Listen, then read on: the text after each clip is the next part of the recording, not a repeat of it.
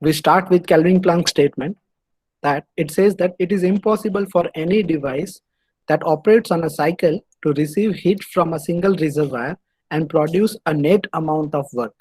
Means it says that for any heat engine, the 100% efficiency is not possible.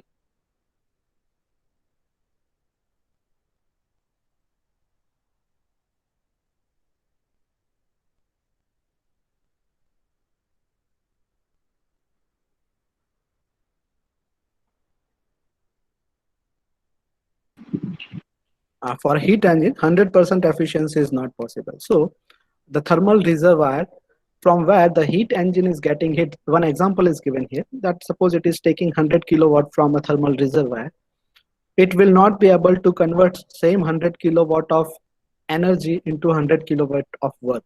Means your heat loss is zero. That is not possible. That is what Kelvin-Planck statement says.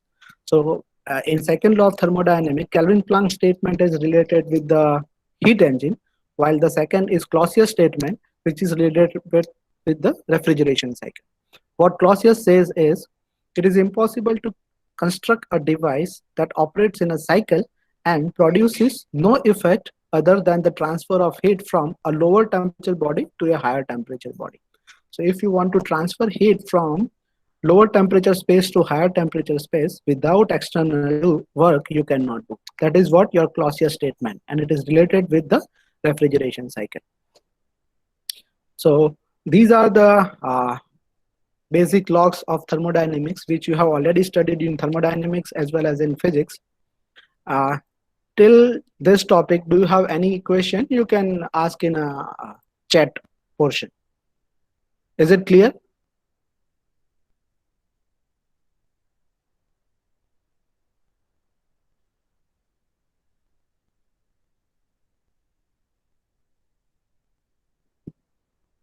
Okay. If you have any query, you can write here in a chat portion. It's okay. So shall we go further? Okay. So let us start with the heat transfer now.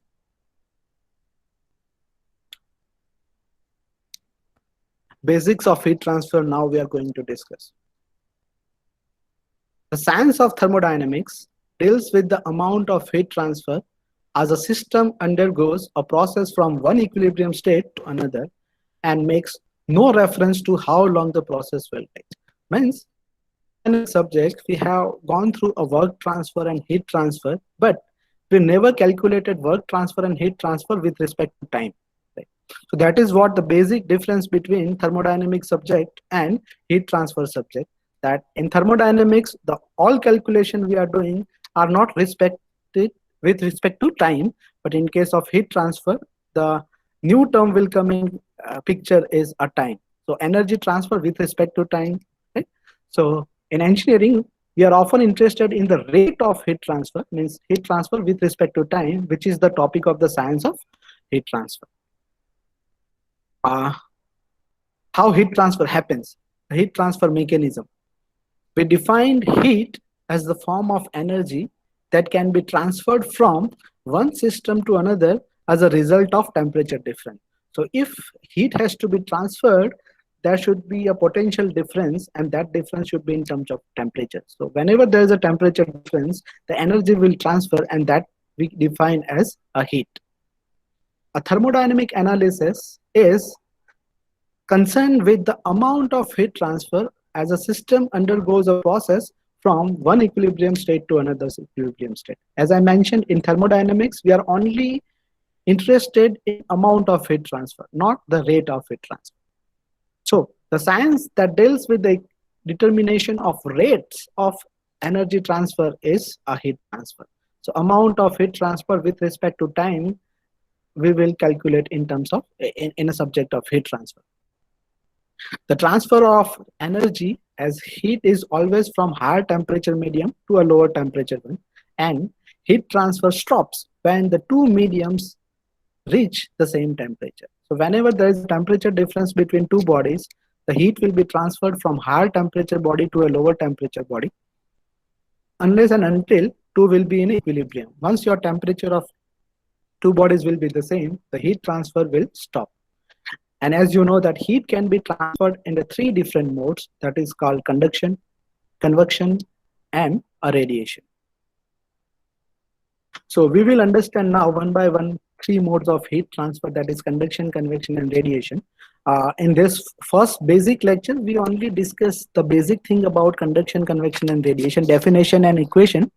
Then we are having a separate chapter in which we will discuss in detail. So let us start with the conduction.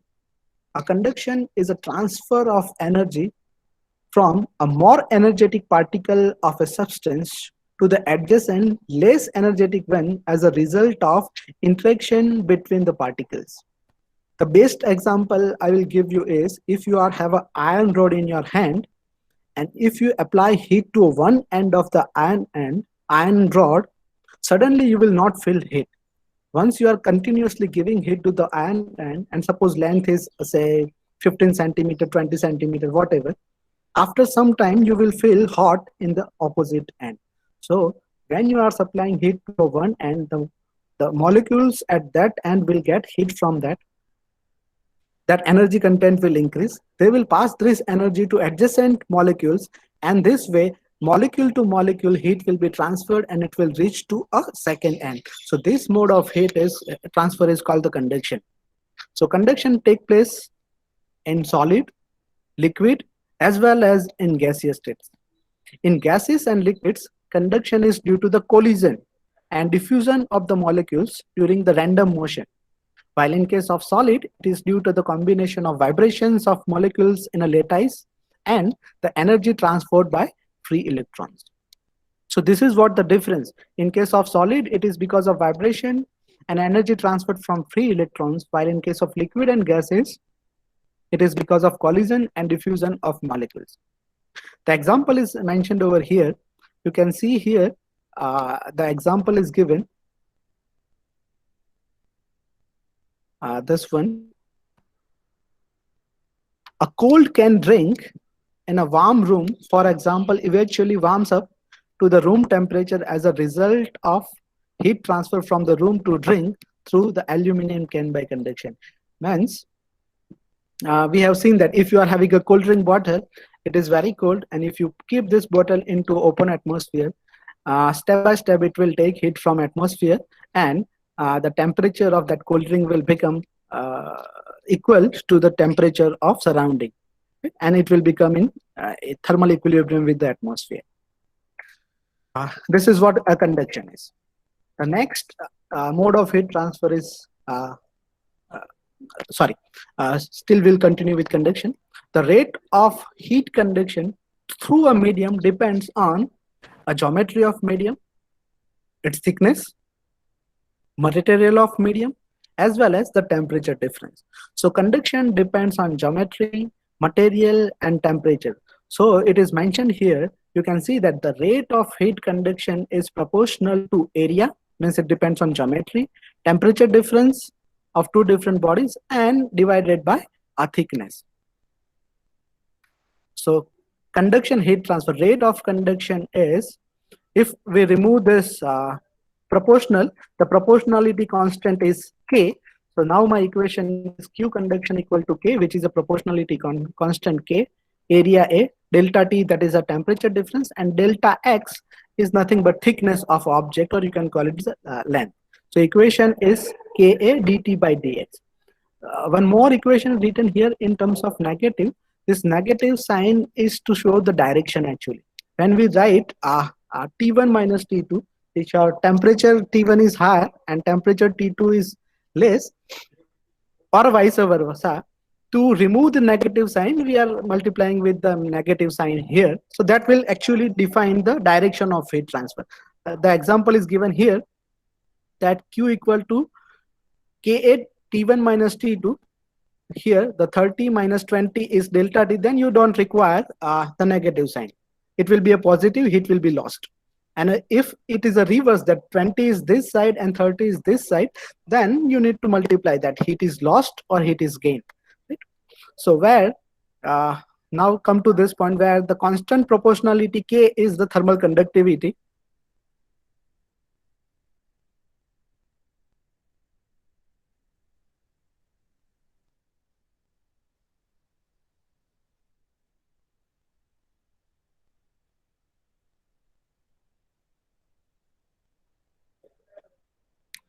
where K is the thermal conductivity of the material, which is a measure of ability of a material to conduct a heat. In the limiting case, when your delta X is tends to 0, the equation above reduced the differential form that Q conduction is minus Ka dt by dx. This is what your heat conduction equation is also called a Fourier's law of heat conduction, after the name of J. Fourier, who expressed it first in his heat transfer text in 1822. Here, the dt by dx is also called a temperature gradient, which is the slope of the temperature curve on a Tx diagram. The rate of change of T with respect to X at a location. You can see here, here is my delta T, T1 minus T2, 30 minus 20 divided by thickness is 1 meter. We will understand this conduction heat transfer mechanism with one example. The title of example is the cost of heat loss through the roof.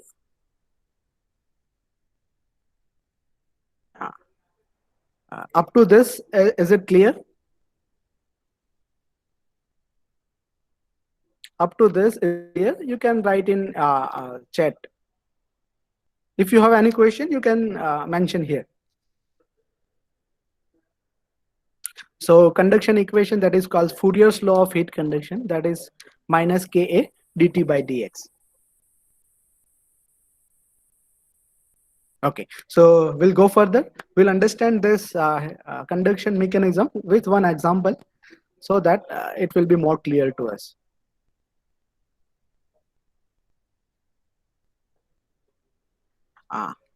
The cost of heat loss through a roof. The data is given. The roof of an electrically heated room, you can consider this is your room, which is electrically heated, means it is a winter season where outside temperature is cold, and to maintain hot or warm environment into your room, we are using electrical heater. So the roof of an electrically heated room is 6 meter long and 8 meter wide. You can see here, the dimensions are given. So this is a 8 meter long, 6 meter wide, and thickness, this thickness is given, that is a 20.25 meter thick, and is made of a flat layer of concrete. So material is a concrete whose thermal conductivity K is given of this material, and its conductivity is given 0.8 watt per meter Kelvin or meter Celsius. The temperature of the inner and the outer surface of the roof one night are measured at to be a 15 degrees Celsius and 4 degrees Celsius. Means inside you want to maintain 15 degrees Celsius, that is what your requirement is, and surrounding temperature is 4 degrees Celsius. So this portion is shown over here. Now you can come to here. The length, width and height of this roof is given. One side means inside your room temperature is 15 degrees Celsius and outside atmospheric air temperature is 4 degrees Celsius. For a period of 10 hours, determine the rate of heat loss through the roof that night. So first we want to calculate rate of heat loss, and second, the cost of heat loss to the home owner if the cost of electricity is 7 rupees per kilowatt hour. As you know that kilowatt hour is nothing but 1 unit, which we, when we get the electricity bill, they charge in terms of unit. So this kilowatt hour is nothing but 1 unit. And cost of electricity in Ahmedabad is in throughout Gujarat is approximately 7 rupees. So I have taken 7 per kilowatt hour. So let's see now how to do this calculation. So to understand this problem, first is the inner and outer surfaces of the flat concrete roof of electrically heated room are maintained at specific temperature during the night. Means temperature, we assume that outside will remain 4 constant, inside 15 will remain constant. The heat loss through the roof and its cost that night are to be determined. Right? Now we want to calculate. As you know that all engineering calculation starts with some assumptions. So what assumption we have made here is, first assumption is steady operating condition exists during the entire night since the surface temperature of roof remains constant at the specified value. Steady condition means any property which will not change with respect to time is called steady, as I mentioned. So we assume that inside room temperature will remain 15 constant, and outside atmospheric temperature will remain 4 constant. Second, the constant property can be used for the roof. The roof material is concrete given, and its conductivity is also given. We assume that conductivity of concrete material remains constant, that is 0.8 watt per meter Celsius. Now analysis, what we need to do? Nothing, noting that the heat transfer to the roof is by a conduction, and the area of roof is 6 meter by 8 meter, that is 48 meters square. And the steady rate of heat transfer through the roof is determined. The equation already we have discussed, that is Fourier's law of heat conduction equation. Q conduction equal to Ka dt by dx. K is 0.8 watt per meter Kelvin is given. 0.8 we have taken. Area is perpendicular area to a heat transfer. You can see this. Heat is transferred in this direction. Heat is transferred in this direction. So area we have to take a perpendicular to direction. So transfer direction. So perpendicular area will be this only, right? So that will be length into width. That will be our heat transfer area. So that is why it is written 8 heat is transferred from hot to a cold body in this direction. So we have to take this area, inside area. So that is a length into width, that is 48 written over here, meter square. Temperature difference is inside is 15, outside is 4, divide by a thickness of concrete wall, that is 0.25 meter given. So that is 25.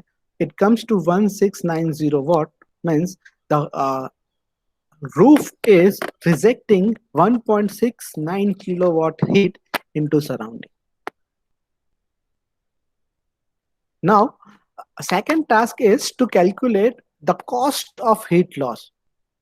So what will be the cost of heat loss that we need to calculate?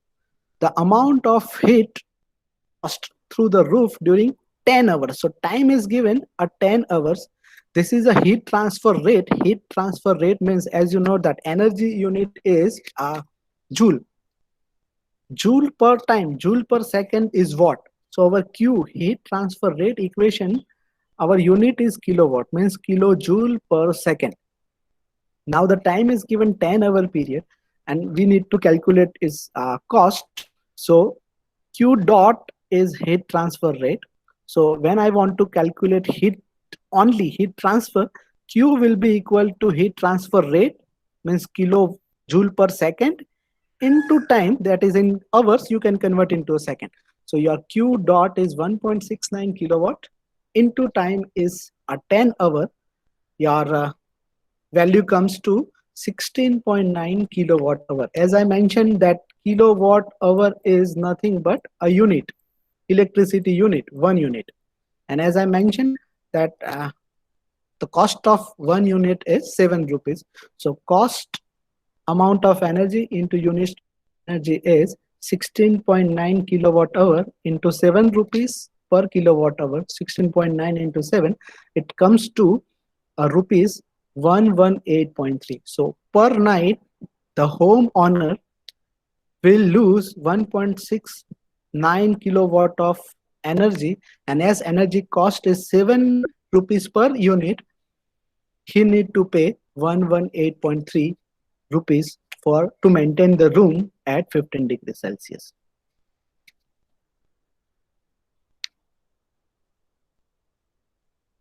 Is it clear now? This example is clear?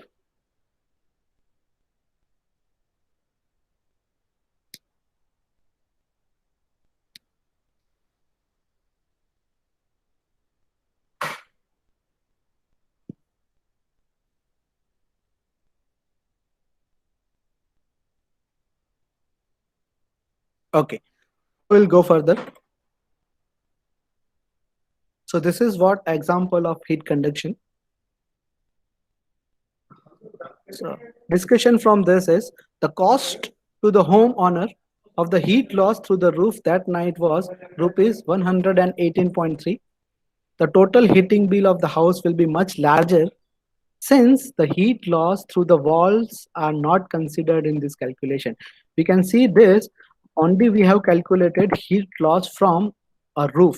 We have not calculated heat loss from windows, doors, and walls. So total loss of energy will be quite large compared to this. But for to understand this particular problem, we have considered only a roof, and for that, the data we are getting is in terms of price, it is 118.3. In terms of energy, 1.69 kilowatt.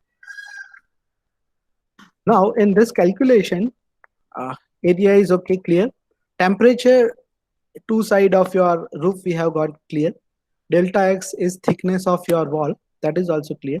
Now come to this proportionality constant which we have defined as thermal conductivity. We will understand what is thermal conductivity. We have seen that the different materials store heat differently, and we have defined the property which is called specific heat as a measure of materials ability to store the thermal energy. Specific heat, as you know, that its unit is you can see here specific heat example, it's your unit is kilojoule per kg Kelvin, means it is the amount of energy any material per kg per degree Celsius what it can store. So it is the ability of material to store energy for unit mass and for unit degree Celsius. We'll understand with example. For example, Cp of water is a 4.18 kilojoule per kg Kelvin. Means if you have a 1 kg of water, if you want to increase the temperature of water by 1 degree Celsius, you require to provide 4.18 kilojoule of energy. Opposite side, the Cp of a iron bar or iron material is 0.45. Means if you are having a 1 kg of iron material, if you want to increase the temperature of this iron by 1 degree Celsius, you need to supply energy is 0.45 kilojoule only. So you can compare this.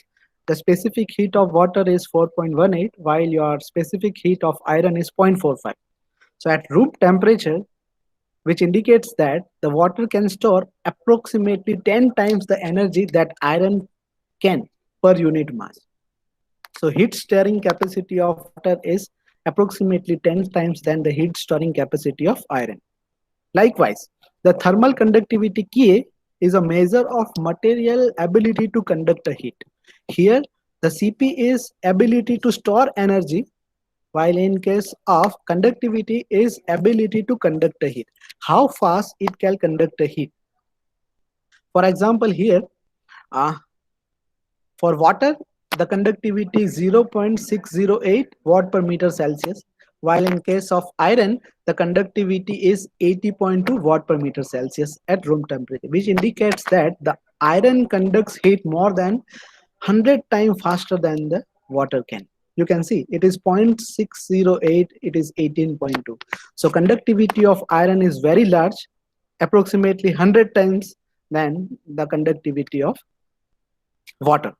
Thus, we say that water is poor conductor relative to iron, although water is an excellent medium to store the thermal energy.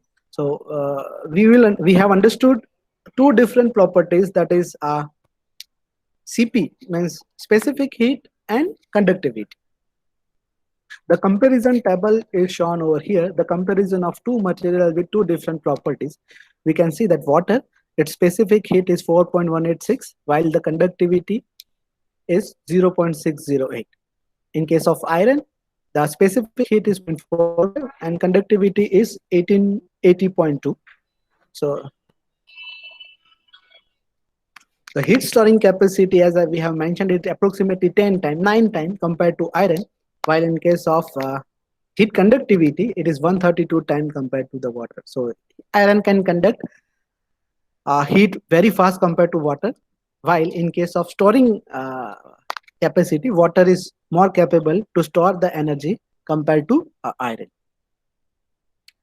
Thus, the thermal conductivity of a material can be defined as the rate of heat transfer through a unit thickness of a material per unit area per unit temperature difference.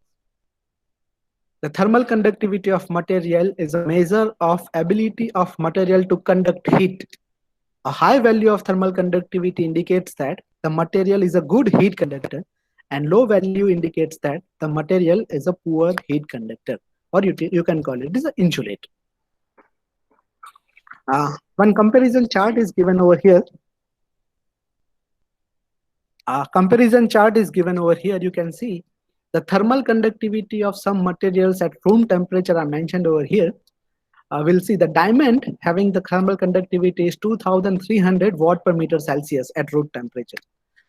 Silver 429, copper 401, gold 317, aluminium 237, iron 80.2, mercury 8.54, glass 0.78, brick 0.72. Likewise, water you can see here is conductivity is 0.617, and come to this, which is air.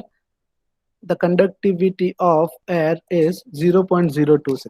So you can see here the air is a bad conductor, or you can call it its air is a good insulator. So if you have seen a thermal flask, when where you are using a cold water bottle, you can say if it is a 2 wall bottle, then there may be a vacuum or air, and air is a bad conductor of heat. You can preserve the temperature either cold or hot for a longer time. While in case of copper, you can see the conductivity of copper is 401, which is a very good conductor, you can call it. This diagram shows that uh, non-crystalline crystals, non-metallic crystals like diamond, graphite, silicon carbide, beryllium oxide, and quartz, which falls into superconductivity material. You can see the conductivity of this is in a range of 10 to 1000. When it comes to pure metals are also a superconductor like silver, copper, iron, magnesium. You can see the range is around from 410 to 400 watt per meter Celsius. Then comes to aluminum alloys. Then comes to non-metallic solids. You can see here the liquids are less conductor compared to pure metals. Then insulators, fibers, wools, and foams. And gases are the least conductor, means good insulators. So normally these are the materials which are used for insulation purpose, that is fibers, wools, foams, and airs, and different gases also. Same way here the variation of thermal conductivity with temperature is given. Conductivity of any material depends on temperature. So when temperature changes, what will be the change in conductivity is mentioned here. You can see here the solid line is for solid, a dotted line is for liquid, and a dashed line is for liquids, and dotted line is for gases. You can see here normally in case of solids, when temperature increases, your conductivity decreases. You can see here your conductivity is decreasing with respect to a time. But it is not same for all. You can see here for platinum, it remains approximately constant, while in case of fused quartz, you can see here your conductivity is increasing. So you need to refer the property of particular material and what change will happen with respect to temperature. There will not be a general statement.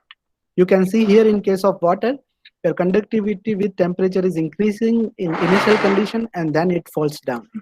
Same way, helium, air, where the change in the thermal conductivity with respect to temperature is mentioned here in this graph.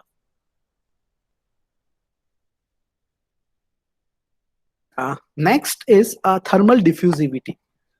That is another topic which is very much interesting. The product rho is nothing but density, and specific it's Cp, which is frequently encountered in heat transfer analysis, is called a heat capacity. If you multiply density with the Cp or specific heat, we call it a heat capacity of that material. Both the specific heat Cp and heat capacity rho Cp represents the heat storage capability of a material. Both represent the heat storage capability, but Cp expresses it per unit mass. So Cp expressed in terms of unit mass, while the heat capacity rho Cp represents in terms of unit volume. This is what the difference is. One expressed in terms of unit mass, second expressed in terms of unit volume. The another material property that appears in the transient heat transfer means heat transfer with respect to time. We will discuss in a separate chapter analysis. The thermal diffusivity, which represents how fast heat diffuse through a material and is defined as thermal diffusivity alpha is a ratio of heat conducted divided by heat stored. Means heat conducted means K and heat stored or heat capacity is rho into Cp. Its unit comes to meter square per second. That is called a thermal diffusivity. Not that the thermal conductivity K represent how well the material conduct heat, and the heat capacity Cp represent how much energy a material store per unit volume. Therefore, the thermal conductivity of a material can be viewed as the ratio of heat conducted through a material to a heat stored per a unit volume. A material that has a high conductivity, as you can see here, the K is a numerator and rho Cp is denominator. Material that has a high thermal conductivity of or a low heat capacity will obviously have a large thermal diffusivity. The large the thermal diffusivity, the faster the propagation of heat into medium. How fast heat is dissipated into medium is dependent on thermal diffusivity. A small value of thermal conductivity means that the heat is mostly absorbed by the material and small amount of heat will be conducted further. In this particular table, some materials are given with its thermal diffusivity value. The silver, you can see the thermal diffusivity value of silver is 149 into 10 raised to minus 6, which is quite high. Then comes to gold, which is 127 into 10 raised to minus 6. Then copper, aluminium, iron, mercury, ice, likewise. So thermal diffusivity of wood or oak is very less. You can see here it is 0.13 into 10 raised to minus 6. Next mode is convection. But as you are having a next chapter, next lecture at 11:45 maybe of Vasani sir. So we stop here today. We'll continue in a next. Already timetable is shared with you. So we'll continue with the convection and radiation in a next lecture. If you have any